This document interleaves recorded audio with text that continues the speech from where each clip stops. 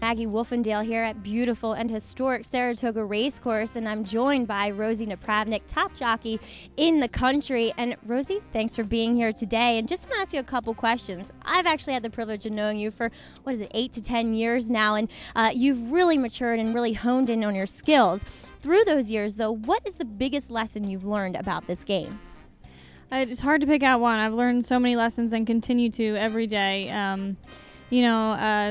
Like you said, you and I started out in Maryland 8 or 10 years ago, and there's great horsemen there that, taught me numerous things, and, kind of had a little bit of a off the main path stepping stone to get here to Saratoga, but glad to be here. If I had to say biggest lesson is to just let things fall into place, and, you can't really get upset over things that you can't control, and things come back around, and, you just have to keep thinking positively and working forward.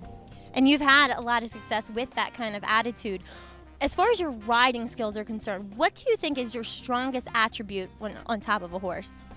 In the last couple of years, especially climbing to some of the higher levels and having to compete with the top jocks, I've really sort of become very meticulous in studying races and studying the form, and more so than I ever was before. And I find that, the races become so much less complicated, and everything, starts to play out once you can sort of predict and handicap the riders and handicap, and know, what to expect out of certain things. And so I think that is something, just strategically I have improved at a lot, once I've and had to once you're at one of the top levels and have to compete against the top riders.